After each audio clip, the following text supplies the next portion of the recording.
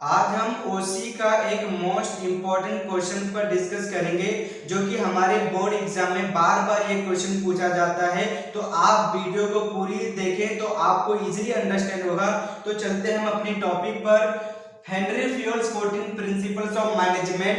देखिए फ्यूल के जो 14 प्रिंसिपल्स ऑफ मैनेजमेंट है ये हमारे बोर्ड एग्जाम में बार बार पूछा जाता है। तो कंसेप्ट को शुरू करने से पहले हमको ये पता होना चाहिए कि प्रिंसिपल्स किसे कहते हैं और मैनेजमेंट किसे कहते हैं। तो मैनेजमेंट को समझने के लिए हमारे पास एक सिंपल और शॉर्ट डेफिनेशन है, जैसे कि management is what management does.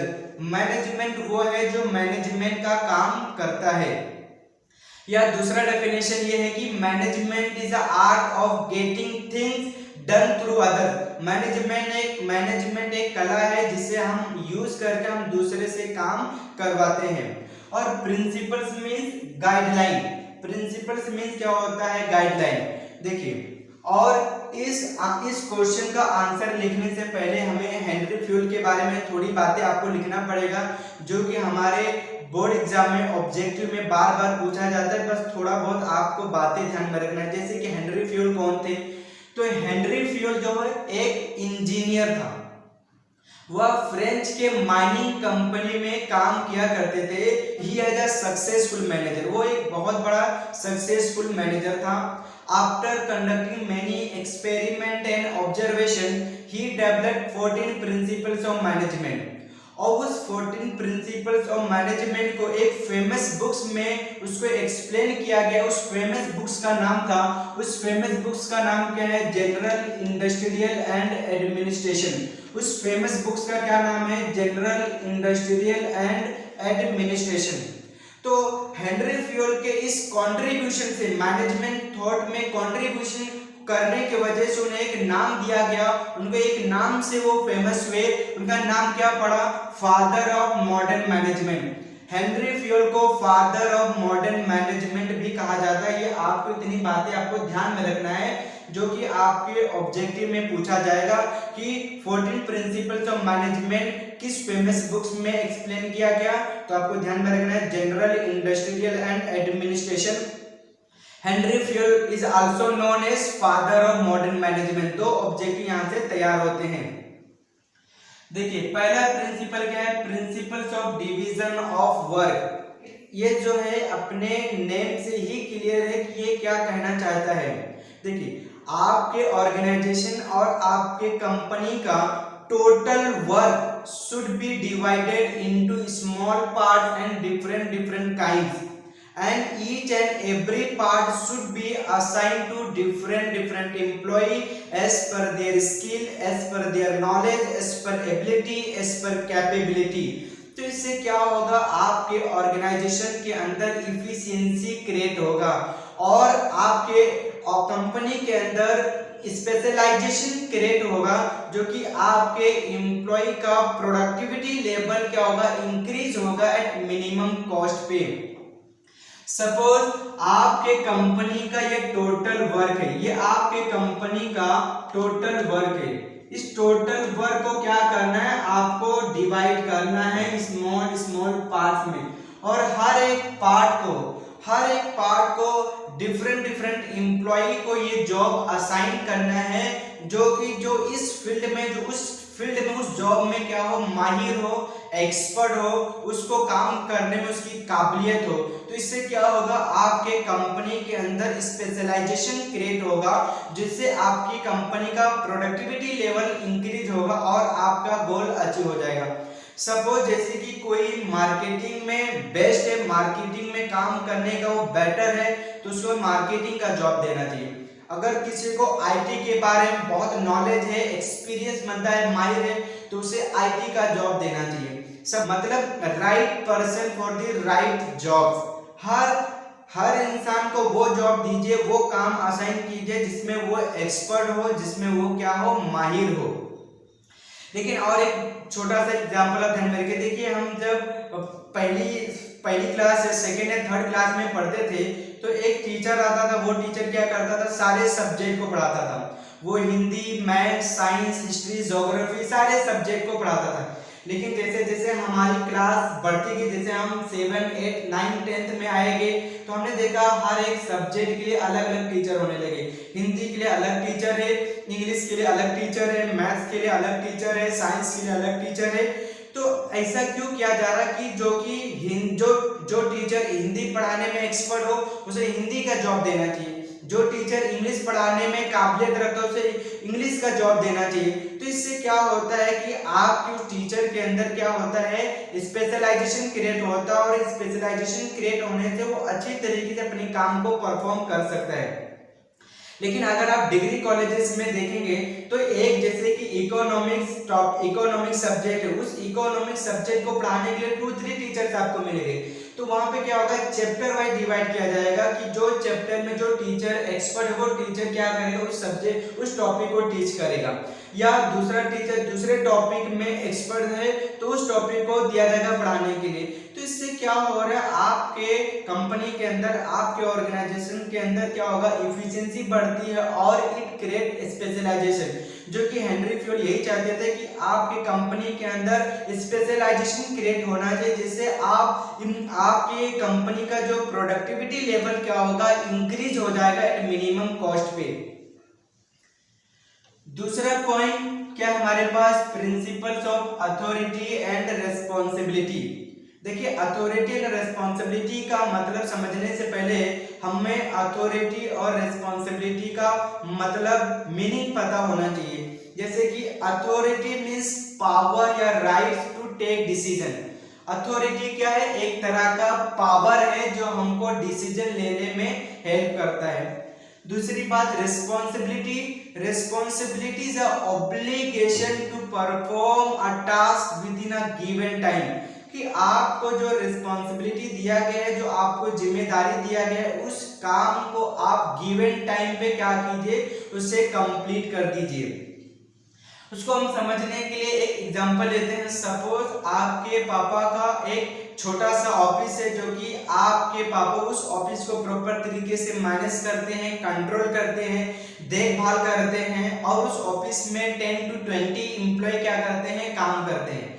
लेकिन आपके पापा को 1 वीक के लिए आउट ऑफ कंट्री जाना रहता है, तो वो क्या करते हैं, आपको आपके ऑफिस का जितनी लीगल अथॉरिटी और पावर है, वो सारे पावर और अथॉरिटी को आपको ग्रांट करके देते हैं, आपको दे देते, आपको असाइन कर देते हैं। और आपके पापा आउट ऑफ कंट्री चले जाते हैं, तो आपकी क्या रिस्पॉन्सिबिलिटी हो जाती है कि जो आपको पावर, जो आपको राइट दिया है, उस पावर और राइट को यूज करके आप उस ऑफिस को प्रॉपर तरीके से मैनेज कीजिए, प्रॉपर तरीके से हैंडल कंट्रोल कीजिए, जिससे आप प्रॉपर डिसीजन लीजिए, जिससे उस ऑफिस को प्रॉफिट अर्निंग करने में हेल्पफुल हो।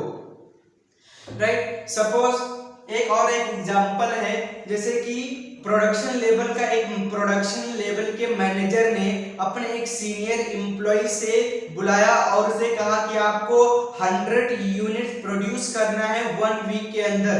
बस इतना कह के क्या होता है, वो मैनेजर क्या है, वहां से चले जाता है। आप उस एम्प्लॉय को क्या प्रॉपर राइट्स नहीं दिया जाता है, प्रॉपर अथॉरिटी नहीं दिया जाता है कि उस 100 यूनिट्स को प्रोड्यूस करने के लिए जो आपको रॉ मटेरियल लगेगा, जो उसके लिए मशीन, टूल्स एंड इक्विपमेंट लगेगा, आप उसको परचेस कर सकते हैं, आप उसको खरीद सकते हैं। मतलब उस 100 यूनिट्स को प्रोड्यूस करने में जो भी एक्सपेंसेस होंगे, जो भी कुछ डिसीजन लेने हैं, वो आपको डिसीजन लेना चाहिए। तो ऐसा कोई भी अथॉरिटी, ऐसा कोई भी पावर जो है उस प्रोडक्शन डिपार्टमेंट के मैनेजर ने उस एम्प्लॉय को असाइन नहीं किया, तो वो जो एम्प्लॉय है उस काम को करने में एबल नहीं होगा, उस काम को प्रॉपर टाइम पे कंप्लीट नहीं हो पाएगा। कहने का मतलब है कि अगर आप किसी को रिस्पॉन्सिबिलिटी देते हो तो उसको प्रॉपर अथॉरिटी दीजिए। मीन्स आपको अथॉरिटी, हेनरी फ्योल ये चाहते थे कि अथॉरिटी और एंड रिस्पॉन्सिबिलिटी के अंदर क्या हो, दोनों बैलेंस होना चाहिए। ना किसी को ज्यादा अथॉरिटी दे दो, ना किसी को ज्यादा रिस्पॉन्सिबिलिटी दे दो। अथॉरिटी ज्यादा दे दोगे तो वो प्रॉपर तरीके से वो काम नहीं कर पाएगा। अगर किसी को रिस्पॉन्सिबिलिटी ज्यादा दे दी और अथॉरिटी का में, फिर भी वो जो एम्प्लॉय उसको उस काम को करने में क्या होगा, अनेबल होगा। होगा, वो काम प्रॉपर तरीके से कंप्लीट नहीं हो पाएगा। तो हेनरी फोर्ड ये चाहते थे कि अथॉरिटी एंड रेस्पॉन्सिबिलिटी के अंदर क्या होना चाहिए, प्रॉपर बैलेंस बनाए रखना चाहिए, तभी आपका ऑर्गेनाइजेशन, आपकी कंपनी जो है उस गोल को अचीव करने में हेल्पफुल होगा। तीसरा पॉइंट हमारे पास क्या है, principles of discipline.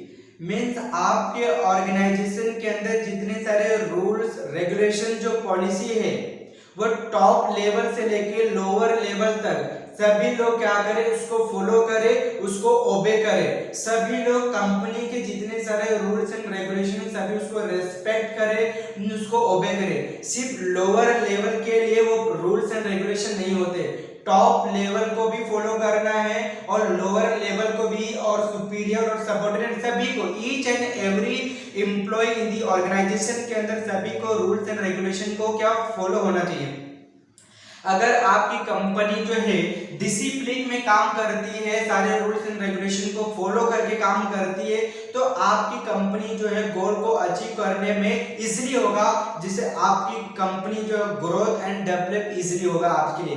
Mean rules and regulation मतलब क्या है कि सारे एम्प्लॉय प्रॉपर तरीके से डेडिकेट रहे, अच्छी तरीके से काम परफॉर्म करें कि उस ऑर्गेनाइजेशन के गोल को अचीव करने के लिए, और सुपीरियर भी, ऐसा नहीं सुपीरियर को भी डेडिकेट होना पड़ेगा कि अच्छे तरीके से वो काम करे कि ऑर्गेनाइजेशन के गोल को अचीव करने में उनकी हेल्पफुल हो। मींस सारे रूल्स एंड रेगुलेशन को हर एम्प्लॉय ऑर्गेनाइजेशन में काम करने वाले ईच एंड एवरी एम्प्लॉय को क्या करना है, उसको फॉलो करना है, उसे ओबे करना है, रिस्पेक्ट करना है, जिससे आपकी ऑर्गेनाइजेशन को ग्रोथ करने में ये जो है प्रिंसिपल्स आपको हेल्पफुल करता है। फोर्थ पॉइंट में क्या है हमारे पास, principles of unity of command. According to this principle each and every employee should receive order from only one superior, that is one boss.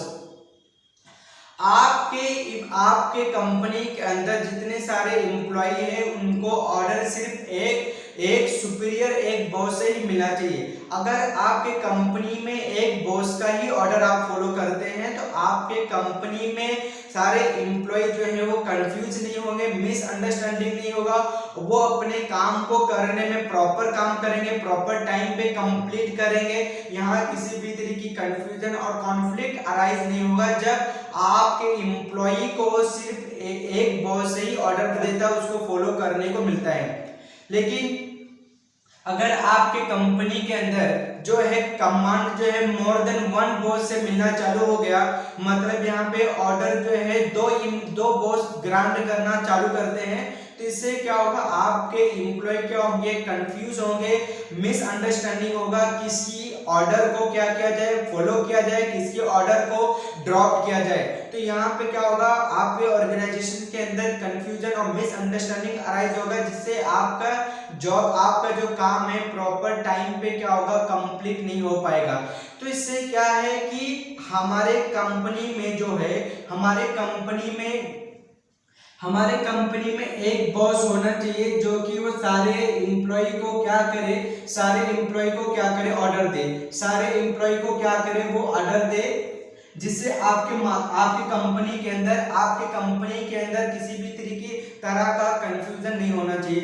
मतलब क्या है, ये बॉस जो है, एक बॉस से ही सारे कमांड जो एम्प्लॉय को मिलना चाहिए। मतलब सिर्फ ऑर्डर देने वाला आपके कंपनी के अंदर एक बंदा होना चाहिए, जिससे आपके एम्प्लॉय को ऑर्डर को फॉलो करने में किसी भी तरह का मिसअंडरस्टैंडिंग ना हो, इजीली उसको अंडरस्टैंड करे और अब वो अपना काम प्रॉपर टाइम पे क्या करे, कंप्लीट करे। तो ऑर्डर जो है सिर्फ एक बॉस से ही मिलना चाहिए आपके ऑर्गेनाइजेशन से, जिससे आपके कंपनी के अंदर क्या होगा, ऑर्गेनाइजेशन के गोल को अचीव करने में क्या होगा, हेल्पफुल होगा। फिफ्थ पॉइंट क्या हमारे पास, principles of unity of direction. Unity of direction means हमारे कंपनी में सारे एम्प्लॉय, सारे सबऑर्डिनेट को उनको प्रॉपर तरीके से डायरेक्शन देने के लिए कोई एक बंदा होना चाहिए कि उस सारे एम्प्लॉय को अच्छी तरीके से डायरेक्शन दे अच्छी तरीके से उन्हें मार्गदर्शन दिखाएं, जिससे कम ऑर्गेनाइजेशन को गोल को अचीव करने में क्या हो, हेल्पफुल हो, जिससे हमारे ऑर्गेनाइजेशन का गोल इजीली अचीव हो पाए। सपोज एक एग्जांपल लेते हैं हम इसको समझने के लिए।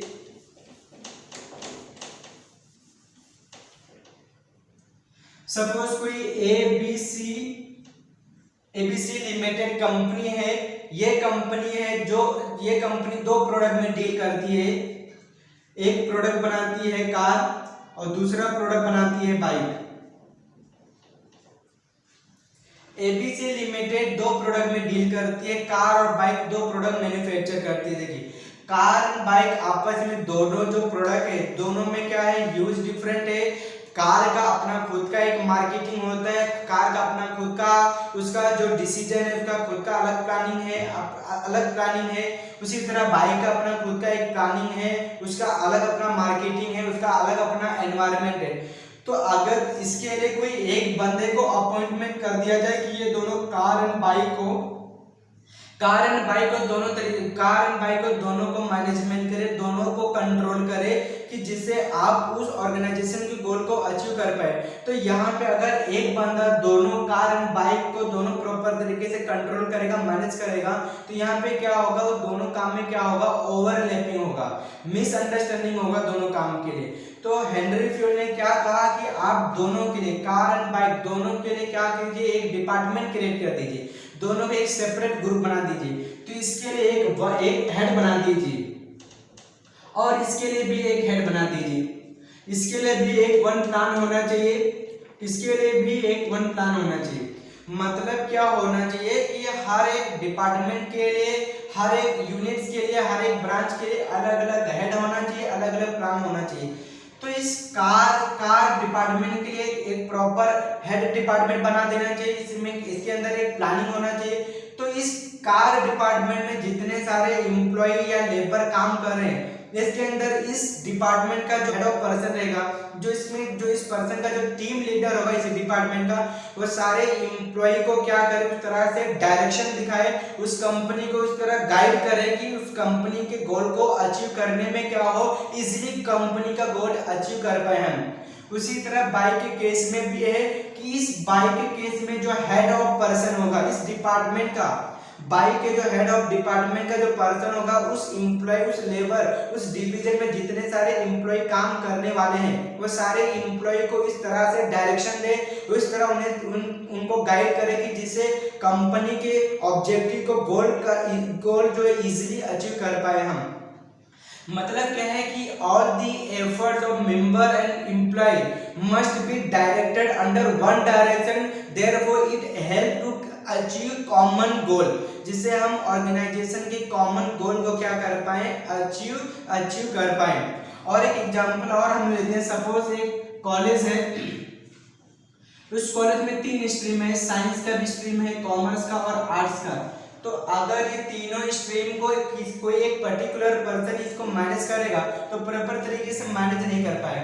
तो साइंस, कॉमर्स, आर्ट 3 डिपार्टमेंट, तो हमें क्या करना चाहिए, तीनों के लिए सेपरेट डिपार्टमेंट क्रिएट कर देना चाहिए, तीनों के लिए अलग अलग डिपार्टमेंट क्रिएट कर देना चाहिए। मतलब साइंस के लिए भी एक अलग डिपार्टमेंट होना चाहिए, कॉमर्स के लिए भी एक अलग डिपार्टमेंट होना चाहिए और आर्ट्स के लिए भी अलग डिपार्टमेंट होना चाहिए। तो इस डिपार्टमेंट में जितने सारे बंदे हैं, इस साइंस के डिपार्टमेंट में जितने सारे टीचर और वहां पे जितने एम्प्लॉय लेबर काम करेंगे, कोई उस डिपार्टमेंट का जो हेड ऑफ पर्सन रहेगा उसको क्या करे, प्रॉपर तरीके से गाइड करे, मैनेज करे और उसको प्रॉपर तरीके से डायरेक्शन दे, प्रॉपर तरीके से उनको क्या करे, मार्गदर्शन दिखाएं, जिससे उस डिपार्टमेंट का जो ऑब्जेक्टिव क्या हो इजीली अचीव कर पाए। मतलब इस कॉलेज का एम क्या है कि 100% क्या होना चाहिए, रिजल्ट 100% रिजल्ट होना चाहिए। तो ये 100% रिजल्ट कब अचीव होगा, जब इस साइंस डिपार्टमेंट का जो हेड ऑफ पर्सन है या उस डिवीजन में जितने सारे लेबर या एम्प्लॉय काम कर रहे हैं उसको क्या होना चाहिए, प्रॉपर तरीके से डायरेक्शन दे, प्रॉपर तरीके से क्या करें, उन्हें गाइड करें, एक तरह डायरेक्शन दिखाएं, टीम लीडर दिखाएं, जिससे कंपनी जो उस डिपार्टमेंट के जो सेम ऑब्जेक्टिव अचीव हो पाए। इससे क्या होगा कि जो अगर कोई उस डिपार्टमेंट में क्या होगा, अगर इस तरीके से अगर डायरेक्शन होता है तो ऑर्गेनाइजेशन के गोल को इजीली हम अचीव कर सकते हैं। 6 पॉइंट क्या है हमारे पास, principles of subordination of individual interest to organisational interest. Means आपके कंपनी, आपके ऑर्गेनाइजेशन के जो इंडिविजुअल इंटरेस्ट को लेस इंपॉर्टेंट देना है देन ऑर्गेनाइजेशनल इंटरेस्ट से। इंडिविजुअल इंटरेस्ट को आपको लेस इंपॉर्टेंट देना है, सबसे ज्यादा प्रायोरिटी आपको ऑर्गेनाइजेशनल इंटरेस्ट देना है। मतलब कंपनी का जब भी मैनेजर जो है कोई भी डिसीजन ले तो सबसे प्रायोरिटी पे, सबसे टॉप पे किसको कंसीडर करना है, ऑर्गेनाइजेशनल इंटरेस्ट को रखना है। और सेकंड प्रायोरिटी पे आपको सिंगल एम्प्लॉय के इंटरेस्ट को ध्यान में रखना है। मींस मैनेजर जब भी कोई भी डिसीजन लेना चाहे तो इस तरह डिसीजन ले कि उस कंपनी के सभी लोगों का बेनिफिट हो, ऑर्गेनाइजेशन उस कंपनी का बेनिफिट हो, ना कि सिंगल एम्प्लॉय का। मींस आपको किसके ऊपर एम्फेसिस करना है, किसके ऊपर जोर देना है, ऑर्गेनाइजेशनल इंटरेस्ट पे। सबसे पहले आपको टॉप प्रायोरिटी पे, सबसे फर्स्ट रैंकिंग पे ऑर्गेनाइजेशनल इंटरेस्ट को ध्यान में रखना है, और सेकंड प्रायोरिटी पे आप सिंगल एम्प्लॉय के इंटरेस्ट को ध्यान में रखना है। जब भी आप कोई भी डिसीजन ले तो सबसे पहले आप अपनी कंपनी, आप अपने ऑर्गेनाइजेशन के इंटरेस्ट को ध्यान में रखें। सेकेंड, आपके एम्प्लॉय के इंटरेस्ट को ध्यान में रखना है। मतलब आप कोई ऐसा डिसीजन है कि जिससे उस कंपनी में सारे ईच एंड एवरी एम्प्लॉय को बेनिफिट हो, फायदा हो, सारे ऑर्गेनाइजेशन का फायदा होना चाहिए। इस तरह आपको डिसीजन लेना है, ना कि सिंगल एम्प्लॉय के इंटरेस्ट को ध्यान में रखते हुए डिसीजन लेना है। मतलब सिंगल एम्प्लॉय, इंडिविजुअल इंटरेस्ट को आपको क्या करना है, इग्नोर करना है। आपको ऑर्गेनाइजेशनल इंटरेस्ट को आपको क्या करना है, ध्यान में रखना है। 7 पॉइंट हमारे पास है प्रिंसिपल्स ऑफ सेंट्रलाइजेशन। आपने टाटा और रिलायंस कंपनी का तो नाम सुना ही होगा। रिलायंस कंपनी की बहुत सारे ब्रांचेस है, बहुत सारे ऑफिसेस है, अलग अलग स्टेट्स में, अलग अलग सिटी में, इवन आउट ऑफ कंट्री भी उनके बहुत सारे ब्रांचेस फैले हैं रिलायंस कंपनी का। तो आपको मालूम होगा कि रिलायंस कंपनी के मालिक कौन है, मुकेश अंबानी मालिक है उसके। सपोज जो है रिलायंस कंपनी का कुछ ब्रांचेस कुछ सिटी में, दिल्ली में है एक ब्रांच, मुंबई में है, कोलकाता, बेंगलोर, चेन्नई में से 4-5 जगह पे क्या है कि रिलायंस कंपनी का ब्रांचेस है। अब कोई भी डिसीजन लेने के लिए क्या हर जगह मुकेश अंबानी अवेलेबल हो सकते हैं क्या? दिल्ली, मुंबई कहीं टाइम पे क्या होगा कि मुकेश अंबानी पहुंच पाएंगे क्या? नहीं।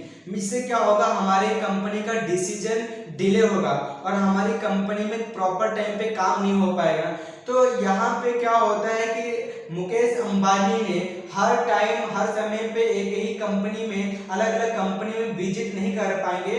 तो मुकेश अंबानी ने क्या किया है कि अपनी पावर, अपनी अथॉरिटी को कुछ लोगों में क्या कर दिया है, डेलीगेट कर दिया है, कुछ लोगों में अपनी पावर को ग्रांट कर दिया है जिससे डिसीजन लेने में डिले ना हो, और उनको अथॉरिटी दे दिया गया कि आपको हमारे कंपनी को ग्रोथ एंड डेवलप दिलाने के लिए जो भी आपको प्रॉपर डिसीजन लेना है, जो भी आपको डिसीजन की रिक्वायरमेंट है, वो आप डिसीजन टेक ओवर कर सकते हैं। आपकी फ्रीडम, ये आपको फ्रीडम है।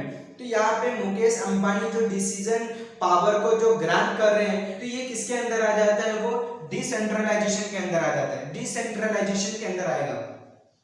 सपोज आपने अपने नियर एरिया में आपने देखा होगा कि कोई किराने का जो शॉप है, उस शॉप में क्या होता है कि 2-3 मतलब 2-3 यहाँ पे लेबर काम करता है और मालिक रहता है।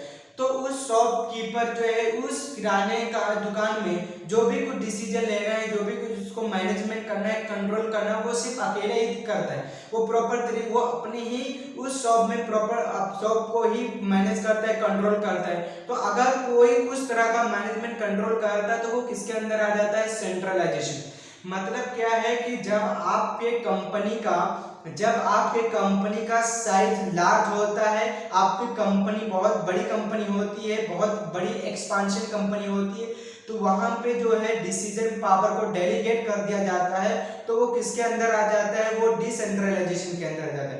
लेकिन अगर आपकी कंपनी स्मॉल कंपनी है, छोटी कंपनी है, तो वहां पे जो भी कुछ डिसीजन लिया जाता है वो एक सिंगल पर्सन लेता है, जो कि वो सेंट्रलाइजेशन के अंदर आता है। तो हम एक एग्जांपल से समझते हैं। सपोज ये एक्स लिमिटेड कंपनी है और ये वाई लिमिटेड कंपनी है। एक्स लिमिटेड कंपनी जो है क्या है, वो लार्ज साइज है, बहुत बड़ी कंपनी है, बहुत बड़ी कंपनी है, और वाई लिमिटेड जो है स्मॉल कंपनी है। तो एक्स लिमिटेड में जो भी कुछ पावर, जो अथॉरिटी है, ये लार्ज साइज होने की वजह से यहाँ पे पावर को क्या कर दिया गया है, डेलीगेट कर दिया गया है। कुछ पावर को, कुछ अथॉरिटी को कुछ लोगों में ग्रांट कर दिया गया है। तो जो इस तरह की जो पावर ग्रांट होता है तो किसके अंदर आ जाता है, डिसेंट्रलाइजेशन के अंदर आ जाता है। वहां पे डिसेंट्रलाइजेशन के अंदर आ जाता है। लेकिन वाई लिमिटेड क्या है, स्मॉल कंपनी है, छोटी कंपनी है। तो यहाँ पे जो भी कुछ पावर है, यहाँ पे कुछ गिने चुने लोगों के पास होता है। मतलब यहाँ पे 1 2 3 लोगों में ही पावर अथॉरिटी होता है। तो इसको हम लोग क्या नाम कहते हैं, सेंट्रलाइजेशन। मतलब क्या है, जब आपकी कंपनी लार्ज कंपनी होती है तो वहां पे जो पावर ग्रांट होता है तो डिसेंट्रलाइजेशन होता है वहां पे। लेकिन अगर आपकी कंपनी स्मॉल कंपनी होती है तो वहां पे पावर क्या होता है, सेंट्रलाइजेशन होता है।